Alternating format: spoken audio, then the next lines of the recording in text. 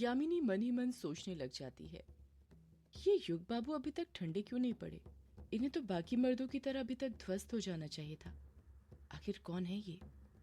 यामिनी युग के चेहरे को एकटक नजर से देखते जा रही थी, जिस पर प्रतिक्रिया से उत्पन्न कई सारी पसीने की बूंदें थीं। पर युग के चेहरे पर दूर दूर तक थकान का नामो निशान नहीं था। यामिनी की नजर युग पर से हट ही नहीं रही थी। युग ये बात नोटिस कर लेता है और काम क्रीड़ा करते हुए ही पूछता है, क्या हुआ यामिनी, ऐसी क्या देख रही हो?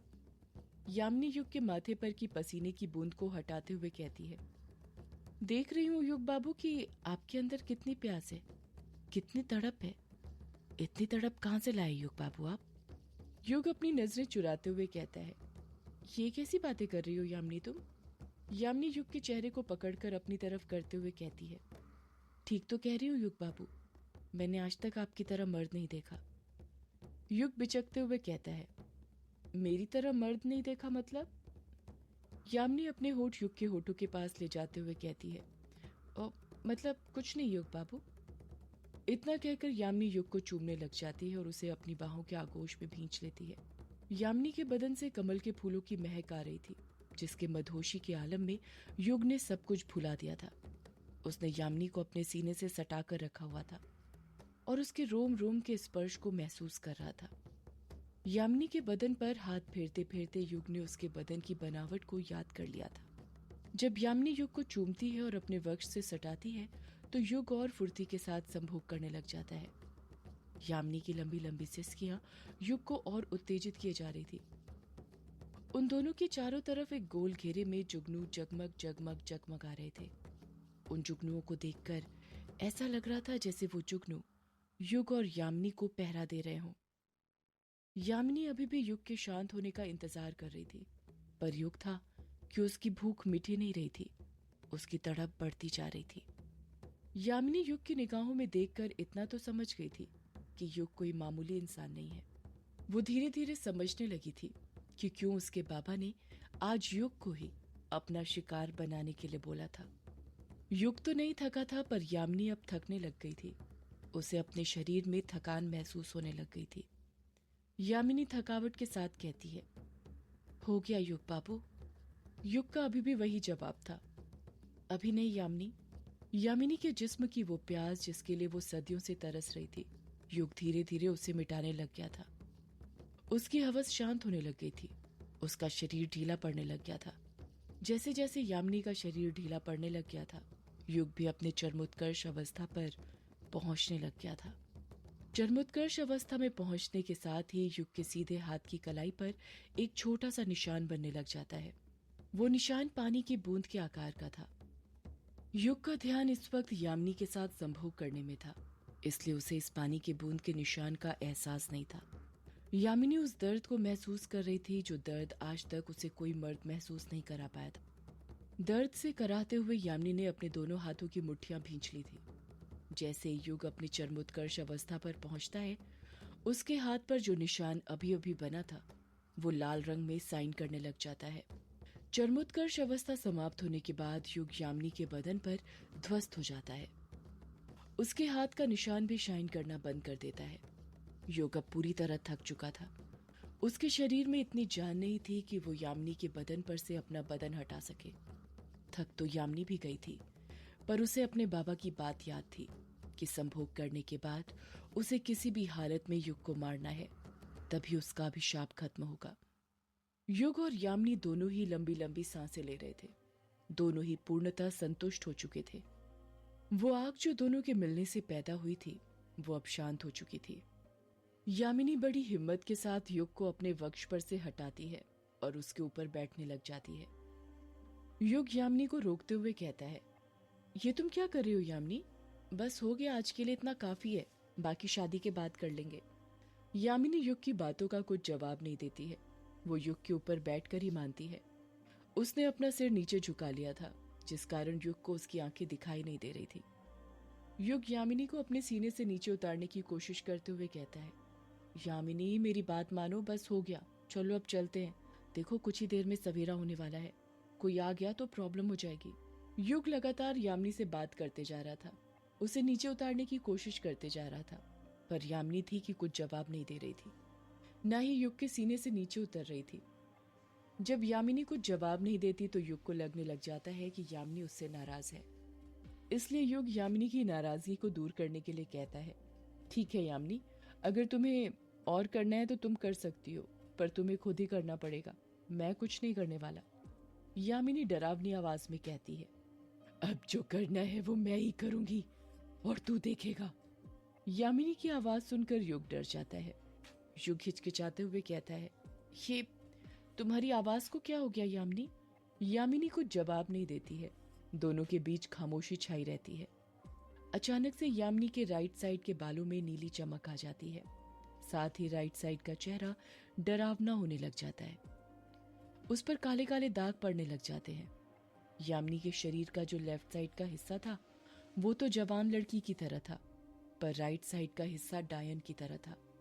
युग डरते हुए कहता है, ये तुम्हारे बदन को क्या हो रहा है यामिनी? यामिनी कुछ जवाब नहीं देती। उसने अभी भी अपना सिर नीचे किया हुआ था। युग समझ गया था कि उसके बदन के ऊपर जो लड़की बैठी हुई थी वो साधारण लड़की नहीं थी, बल्कि एक मायावी लड़की थी। युग कांपते हुए कहता है, तुम यामिनी नहीं हो सकती। ब, ब, ब, बोलो कौन हो तुम? यामिनी अपना सिर ऊपर करते हुए कहती है, मैं यक्षिणी, तेरी मौत। जैसे ही युग यामिनी के मुंह से ये बात सुनता है उसके रोंगटे खड़े हो जाते हैं। जब यामिनी अपना चेहरा ऊपर करती है तो युग देखता है कि यामिनी का आधा चेहरा यामिनी की तरह था और आधा खूंखार डायन की तरह।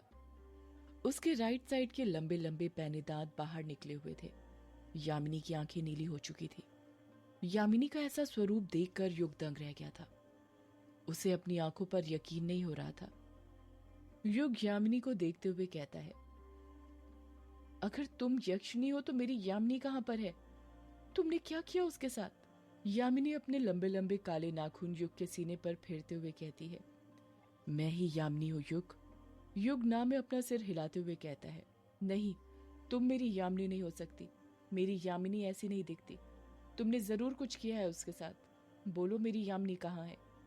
यामिनी धीरे से कहती है, मैं ही यामिनी हूं मेरे प्यारे युग बाबू। जैसे ही यामिनी ये बात बोलती है युग की सांसें थम जाती हैं। उसे यकीन हो जाता है कि जो औरत उसके ऊपर चढ़कर बैठी हुई है वही यामिनी है, क्योंकि उसे युग बाबू आज तक यामिनी के सिवा और किसी ने नहीं कहा था। यामिनी अपनी बात पूरी करते हुए कहती है, युग बाबू, यामिनी ही यक्षिणी है और यक्षिणी ही यामिनी है, यही सच है। ये बात सुनकर युग इतना शॉक्ड हो गया था कि उसके कुछ समझ नहीं आ रहा था वो क्या बोले। उसका दिमाग सनसन आ गया था। यामिनी युग के सीने को सहलाते हुए कहती है, आज तक जो भी तुम्हारे साथ हुआ युग, वो सब एक चाल थी, एक सोची समझी साजिश। युग शॉक्ड होते हुए पूछता है, साजिश? पर क्यों? किस बात की साजिश? तुमने मेरे साथ ये सब क्यों किया यामिनी? यामिनी मुस्कुराहट के साथ जवाब देती है, ताकि मैं तुम्हारे साथ संभोग कर सकूं।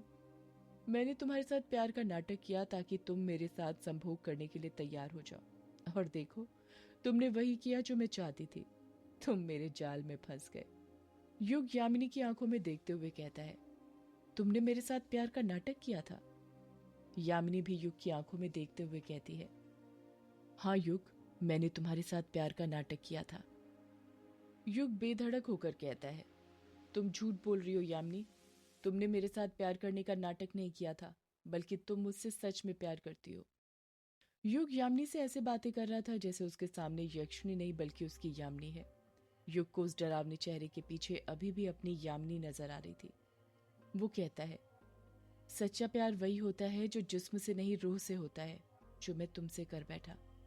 यामिनी मना करते हुए कहती है, युग, मैंने तुमसे कभी प्यार किया ही नहीं। सब एक नाटक था तुम्हारे साथ संभोग करने के लिए, मेरा यकीन करो। यामिनी की बातें सुनकर युग की आंखें नम हो गई थी। युग नर्म लहजे से कहता है, तुम अभी भी झूठ बोल रही हो यामिनी। अगर तुम्हारा मकसद मेरे साथ सिर्फ संभोग करना था तो वो तो तुम अपनी जादुई शक्तियों का यूज करके कब से मेरे साथ संभोग कर बैठती। पर तुमने ऐसा नहीं किया, क्योंकि तुम मुझसे सच में प्यार करती हो। यामिनी कुछ जवाब नहीं देती है। युग अपनी बात को साबित करते हुए कहता है, जिस रात तुमने मुझसे अपने प्यार का इजहार किया था और बताया था कि तुम पहली नज़र में मुझे पसंद कर बैठी हो। उस रात जो बातें तुमने मुझसे कही थी वो अपने दिल से कही थी, वो झूठी नहीं हो सकती हैं। तुमने हर मोड़ पर मेरी मदद करी है। मुझे यक्षिणियों की अच्छाई के बारे में बताया, सौदाइन के बारे में बताया। बोलो, अगर तुम्हारा मकसद सिर्फ संभोग करना था तो तुमने मेरी इतनी मदद क्यों की? यामिनी फिर कुछ जवाब नहीं देती है। युग कहना जारी रखता है, यामिनी, जितनी ये बात सच है कि तुम यक्षिणी हो, उतनी ही ये बात भी सच है कि तुम मुझसे प्यार करती हो। दुनिया की कोई ताकत इस बात को झुठला नहीं सकती है। यामिनी गुस्से के साथ कहती है, मैंने कहा ना मैं तुझसे प्यार नहीं करती। यामिनी की इतनी डरावनी आवाज थी कि वो आवाज सुनकर किसी की भी सांसें थम जाएं। पर पता नहीं उस वक्त युग के मन में क्या चल रहा था। उसे यामिनी का इतना भयानक चेहरा देखकर डर नहीं लग रहा था। वो नॉर्मल उससे बात कर रहा था। कहते हैं प्यार अंधा होता है, और ये बात युग को देखकर आज साफ समझ आ रही थी। युग यामिनी की आंखों में देखते हुए धीरे धीरे कहता है, अगर यामिनी तुम मुझसे प्यार नहीं करती तो तुम्हारी आंखों में ये नमी कैसी? तुम रो क्यों रही हो? तुम्हें तो खुश होना चाहिए, क्योंकि तुम अपने मकसद में कामयाब हो गई हो। तुमने मेरे साथ संभोग कर लिया है। युग की आंखों में आंसू देखकर यामिनी की आंखों में भी आंसू आ गए थे। भले ही वो एक डायन थी, पर उसके अंदर भी एक स्त्री का दिल था, जो युग को ऐसी हालत में देखकर अंदर ही अंदर रो रही थी। यामिनी मन ही मन रोते हुए खुद से कहती है, मैं क्या करूं? मेरी कुछ समझ में नहीं आ रहा है कि मैं किस दुविधा में फंस गई हूं। युग फिर कहता है, तुम चुप क्यों हो गई यामिनी? मेरे सवालों का जवाब दो। या तुम्हारे पास मेरे सवालों का कुछ जवाब नहीं है? अगर नहीं है तो मेरी बात मान लो कि तुम भी मुझसे प्यार करती हो। ये सब नाटक नहीं था। युग की बातें सुनकर यामिनी का दिल पिघलने लग गया था। उसे युग पर दया आने लग गई थी। उसने सोच लिया था कि वो अपने अभिशाप के लिए युग को नहीं मारेगी। वो अभिशाप के साथ जी सकती थी, पर युग के बिना नहीं। यामिनी युग से कहने ही वाली थी कि वो भी युग से बहुत प्यार करती है, उसके बिना नहीं जी पाएगी, कि तभी उसे उसके बाबा का ख्याल आता है। उसे याद आता है कि यदि उसने युग को नहीं मारा तो वो अपने बाबा को मुक्ति नहीं दिला पाएगी। अपने बाबा को मुक्ति दिलाना और अभिशाप को खत्म करना बहुत जरूरी है, और यदि उसे अभिशाप को खत्म करना है तो उसे युग को किसी भी हालत में मारना ही होगा। यामिनी फंस चुकी थी। उसे कुछ समझ नहीं आ रहा था कि वो क्या करे। एक तरफ उसका प्यार था तो दूसरी तरफ उसके बाबा। युग नर्म लहजे के साथ यामिनी पर दबाव बनाते हुए कहता है, तुम्हारी आंखों ने सब बयां कर दिया है यामिनी, कि तुम भी मुझसे बहुत प्यार करती हो। मैं बस एक बार यही बात तुम्हारे मुंह से सुनना चाहता हूँ। बोल दो कि ये सब एक नाटक नहीं था। तुम सच में मुझसे बहुत प्यार करती हो। यामिनी ने फैसला कर लिया था कि उसे क्या करना है।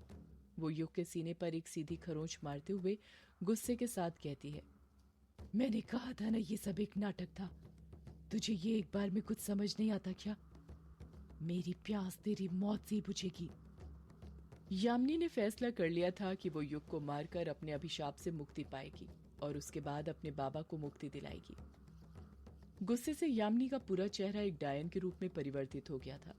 उसके लंबे लंबे दांत बाहर आ गए थे। उसकी लाल आंखों से काली पुतली गायब हो गई थी। उसके बालों में नीली चमक आ गई थी और वो हवा में उड़ने लग गए थे। यामिनी उसी रूप में आ गई थी जिस रूप में वो मर्दों के शिकार किया करती थी। अब तक यामिनी का असली रूप जिसने देखा है वो डर के मारे भागने लग जाता था, पर युग था कि अपनी जगह से टस से मस नहीं हुआ था। यामिनी अपने पैने दांत बाहर निकालते हुए कहती है, अब होगी तेरी मौत और मुझे मिलेगी मुक्ति मेरे अभिशाप से। इतना कहकर यामिनी युग को मारने के लिए अपने पैने नाखून युग के सीने पर फेरने लग जाती है। युग को यामिनी की आंखों में अपनी मौत दिखने लग जाती है। सदियों से है पुरानी